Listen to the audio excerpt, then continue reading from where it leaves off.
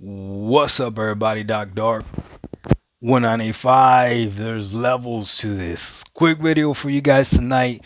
Let's go ahead and talk about XDefiant. So, if you don't know what XDefiant is, that's probably why it got shut down and it got canceled. So, XDefiant is a first person shooter that is a live service game trying to be, I guess, the closest game that you could compare it to would be Call of Duty. And if correct me if I'm wrong, I believe the game was produced by Ubisoft. The game was only on Ubisoft. I don't think it was on Steam. And then obviously on the consoles as well. Now here's the deal. This entertainment genre that is gaming, music, movies, TV shows, the entire goal is to make money.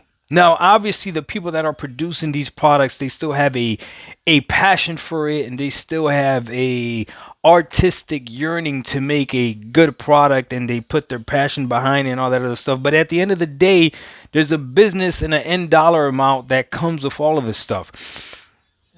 The money has to make sense, and at least you can't be losing money for the company. I don't know the ins and outs of what happened to XDefiant, but I do know this. It is in a space competing against juggernauts. So when you have a company like Sony saying that they want to get into the live service space, it's because they understand that if they hit a home run in that realm, oh, it's like hitting a grand slam. The problem is that just like hitting a grand slam in real life in baseball, it is extremely difficult to do. It is extremely difficult to do. So games like Halo Infinite going live service, as much as people want to crush Halo Infinite saying that it's bad, that it's horrible, Halo is dead, whatever the case may be, the reality is Halo is still around. Halo is still alive. You can still go ahead and turn on Halo.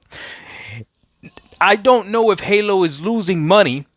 I don't know if Halo is making money, but what I do know is that the company that's backing Halo right now is still seeing a reason to continue backing it.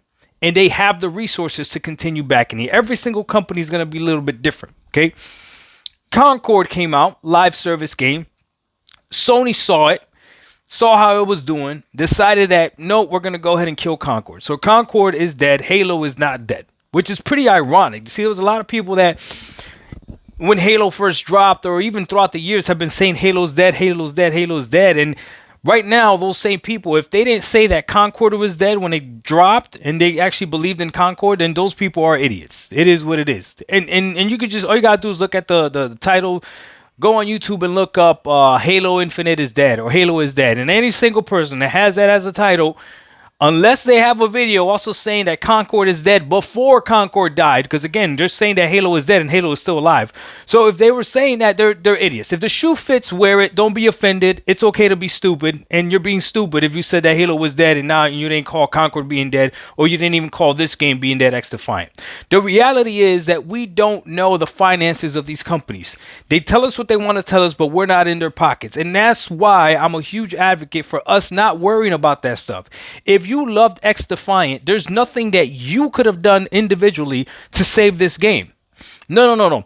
You needed to like XDefiant, and a large amount of people needed to like XDefiant as well, enough to make this valuable to the company that's making XDefiant. If not, this was going to happen. And this could happen with any franchise. This could happen with any company. This could happen with anything. This could happen with your favorite artist. Your favorite artist eventually has to be able to eat. And if they can't eat off of what they're doing, eventually they'll stop. It just is what it is. If it doesn't make sense, eventually they'll stop. Now, the beautiful thing is there's some mediums out there that the cost of entry is very minimal. That's why when we see all these indie games and these indie games that are blowing up and stuff like that, the cost that is costing them to make these games is probably going to be a lot less than all these big, AAA games or these live service games that require a lot of people to work on the backgrounds with these servers and all this other stuff. For instance, I'll give you an example about me and this channel. I don't need to make a lot of quote unquote revenue with this channel because almost every single amount of revenue is actually a profit. I don't spend a lot of money on this channel. This is a headset that I've had for years now that I paid $30 for. And I am making my videos with the camera from my cell phone, which is a phone that I would have regardless of whether or not I had a YouTube channel. I don't edit my videos, so I don't spend time editing video. The amount of time that I spent on the video, that's it. And then I go ahead and upload it to YouTube straight from my phone. So for me, making a 5-minute, 10-minute video and getting $20 for that video on average, that's I'm winning, right? But some other people out there, if they made $20 off of their videos, but they spent an hour to edit that video and they had to have their lights and their production and they got to buy a new mic and all this, they wouldn't make sense to them. So that's why all this stuff matters. It depends on how much they're spending for these games and what is the return that they're getting back. Listen, live service is a monster. Getting into live service is not easy. That's why some people are worried with what Sony was saying, that they wanted to make, 12 live service games or whatever the case may be, because they know that doing live service games is not easy. Trying to maintain 12 live service games is going to be a monster, especially with the competition the way it is, right? But it doesn't mean that maybe you don't try one or two, because you never know. You might have a hit. You might get something like a Helldivers, right? So it's not a problem to try it. But I would say this, so everyone out there, when these new live service games come out, and they're gonna keep coming out because they're seeing the success that Call of Duty has, they're seeing the success that the Apex Legends have, that the Fortnites have, all that other stuff. Okay, when these live service games come out, you and I should give them a try. Give them a try. We have nothing to lose, right? Especially if they're free. But don't get attached to them, because you and I both know that in order for one of these games to keep the longevity for a long period of time, it's going to take a lot.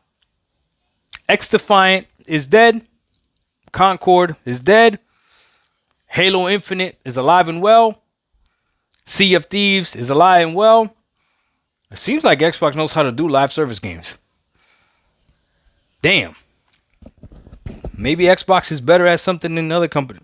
Let me keep that to myself. DocDog 1985. There's levels to this. We out. Peace.